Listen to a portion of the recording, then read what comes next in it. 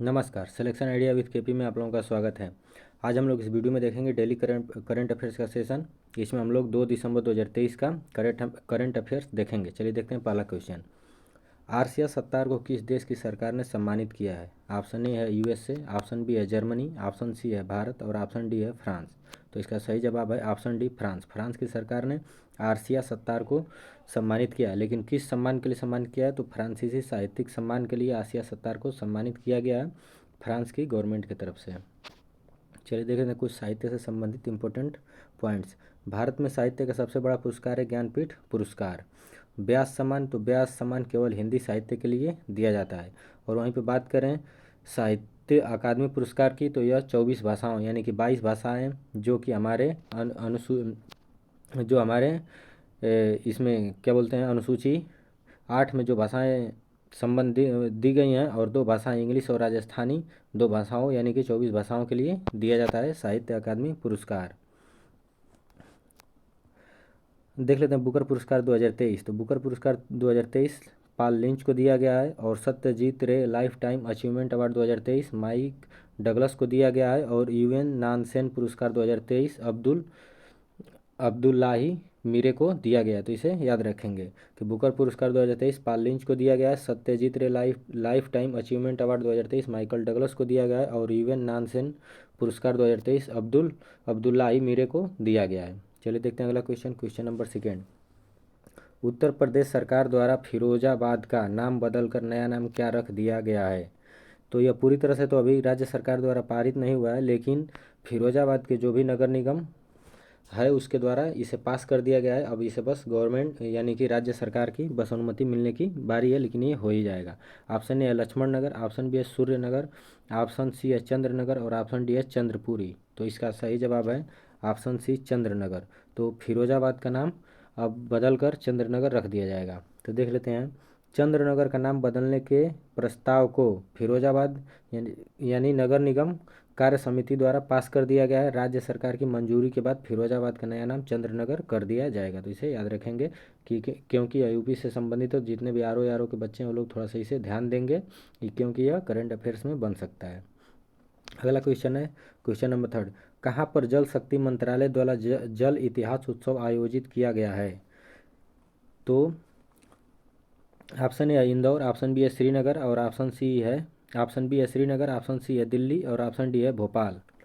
तो इसका सही जवाब है ऑप्शन सी दिल्ली। दिल्ली में जल इतिहास उत्सव का आयोजन किया गया है। तो याद रखेंगे कि जल इतिहास उत्सव का आयोजन किसने किया है? तो जल शक्ति मंत्रालय ने इसका आयोजन किया है।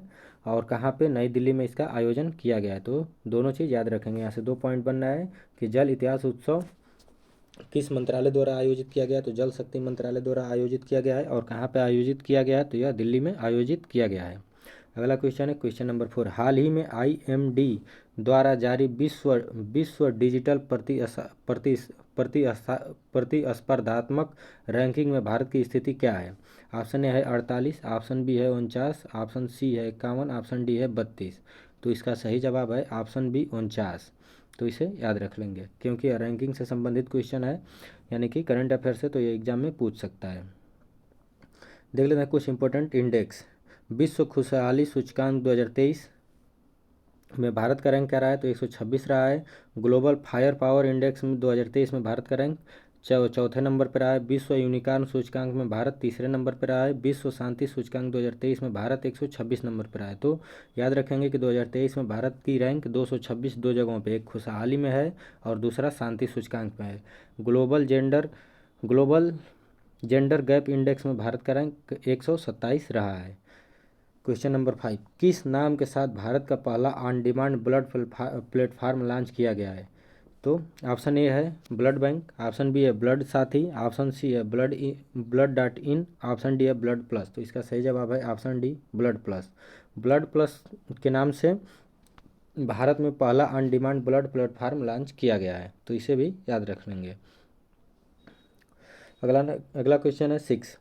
हाल ही में 5वें वैश्विक आयुर्वेदिक सम्मेलन का उद्घाटन किसने किया है? यानी कि उद्घाटन किसने किया है? तो हाल ही में 5वें वैश्विक आयुर्वेदिक सम्मेलन का उद्घाटन किसने किया है? ऑप्शन ए है जगदीप धनखड़, ऑप्शन बी है सर्वानंद सोनवाल, ऑप्शन सी है धर्मेंद्र प्रधान और ऑप्शन डी है नरेंद्र मोदी। तो इसका सही जवाब है ऑप्शन ए जगदीप धनखड़। तो जो हमारे भारत के उपराष्ट्रपति हैं जगदीप धनखड़ जी, उन्होंने 5वें वैश्विक आयुर्वेदिक सम्मेलन का उद्घाटन किया है और यह कहाँ पे हुआ है? तो केरल में इसका आयोजन किया जा रहा है। तो इसे भी याद रखेंगे कि इसका आयोजन कहाँ पे किया जा रहा है? तो केरल में किया जा रहा है। नरेंद्र मोदी हमारे देश के भारत के क्या हैं? पीएम, इन्हें भी याद रखेंगे। चलिए देख लेते हैं कुछ प्रमुख आयोजन और सम्मेलन। 12वां विश्व हिंदी सम्मेलन 2023 कहाँ पे हुआ? तो यह फिजी में हुआ। तो याद रखेंगे, क्रम याद रख लेंगे। 12वें नंबर का है, कहाँ पे हुआ? फिजी में। और 2023 का भी फिजी में, यानी कि क्रम और ईयर दोनों याद रखेंगे। थर्ड विश्व हिंदू सम्मेलन यानी कि तीसरे नंबर का विश्व हिंदू सम्मेलन कहाँ पे हुआ है? 2023 में बैंकॉक में हुआ है। तो इसे भी याद रखेंगे। 5वां विश्व काफ़ी सम्मेलन भारत के बेंगलुरु में किया गया है। तो क्रम याद रखेंगे 5वें नंबर का। पहली मानव रोबोट प्रेस कॉन्फ्रेंस कहाँ पे हुआ? तो यह जेनेवा में आयोजित किया गया है। खाद्य सुरक्षा नियामकों का वैश्विक शिखर सम्मेलन 2023 कहाँ पे किया गया इसका आयोजन? तो इसका आयोजन भारत में किया गया। तो याद रखेंगे, खाद्य सुरक्षा नियामक की बात कर रहा है, यानी कि खाद्य सुरक्षा नियामक का वैश्विक शिखर सम्मेलन जो है वह भारत में किया गया है। तो ये जो इम्पोर्टेंट सम्मेलन हुए हैं करंट में, उन्हें थोड़ा सा याद रखेंगे। चलिए देखते हैं क्वेश्चन नंबर 7।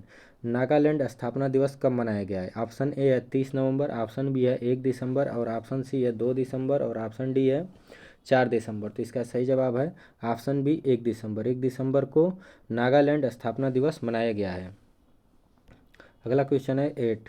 कहाँ पर हॉर्नबिल त्यौहार मनाया गया है? तो ऑप्शन ए है मणिपुर, ऑप्शन बी है सिक्किम, ऑप्शन सी है नागालैंड और ऑप्शन डी है मेघालय। तो इसका सही जवाब है ऑप्शन सी नागालैंड। तो नागालैंड में हॉर्नबिल त्यौहार मनाया गया है। देख लेते हैं थोड़ा सा हॉर्नबिल महोत्सव के बारे में। तो यह नागालैंड में मनाया जाता है। इसे त्योहारों का त्यौहार कहा जाता है। तो इसे भी याद रखेंगे, क्योंकि एक बार एसएससी जीडी में भी ये क्वेश्चन पूछ चुका है कि त्योहारों को त्यौहार किसे कहा जाता है? तो हॉर्नबिल त्यौहार को कहा जाता है। 10 दिनों तक यह मनाया जाता है। 2023 में यह 24वें नंबर का हॉर्नबिल त्यौहार मनाया गया है। और कब से यह स्टार्ट होता है? तो यह 1 दिसंबर से एक दिसंबर से यह शुरू होता है। तो याद रखेंगे कि यह 1 दिसंबर से शुरू होता है हॉर्नबिल त्यौहार, यानी कि जब नागालैंड का स्थापना दिवस जिस दिन मनाया जाता है उस दिन से यह स्टार्ट होता है। क्वेश्चन नंबर 9 है, किसने वेलकम टू पैराडाइज नामक अपनी नई पुस्तक लॉन्च की है? तो वेलकम टू पैराडाइज नामक अपनी नई पुस्तक किसने लॉन्च की है? ऑप्शन है आलिया भट्ट, ऑप्शन बी है ट्विंकल खन्ना, ऑप्शन सी है राधिका अयंगर, ऑप्शन डी है अमृत माथुर। तो इसका सही जवाब है ऑप्शन बी ट्विंकल खन्ना। ट्विंकल खन्ना ने अपनी नई पुस्तक वेलकम टू पैराडाइज लॉन्च की है। देख लेते हैं एक आध दो जो इम्पोर्टेंट पुस्तक हैं उनके और लेखक के बारे में।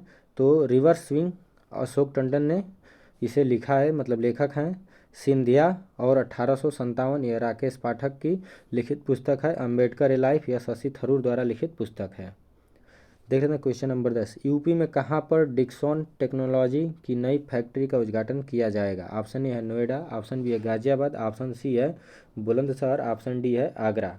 तो इसका सही जवाब है ऑप्शन ए नोएडा। नोएडा में डिक्सन टेक्नोलॉजी की नई फैक्ट्री का उद्घाटन किया जाएगा। अगला है क्वेश्चन नंबर 11। यह आज के वीडियो का लास्ट क्वेश्चन है। तो देख लेते हैं क्वेश्चन नंबर 11। वित्तीय वर्ष 2023-24 के लिए दूसरी तिमाही में भारत की जीडीपी विकास दर कितनी रही है?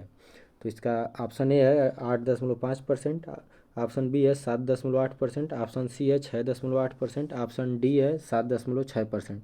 तो इसका सही जवाब है ऑप्शन डी 7.6% है। तो 2000 वित्तीय वर्ष 2023-24 के लिए तीसरी तिमाही में जीडीपी का विकास दर, तो दूसरी तिमाही के लिए, सॉरी यहाँ पे मैं तीसरी बोल दिया हूँ, दूसरी तिमाही के लिए जीडीपी विकास दर 7.6% रहेगा। तो इसे याद रख लीजिएगा।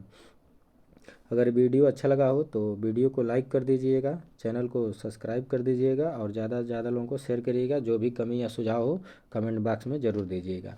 मिलते हैं नेक्स्ट वीडियो में। वीडियो देखने के लिए धन्यवाद।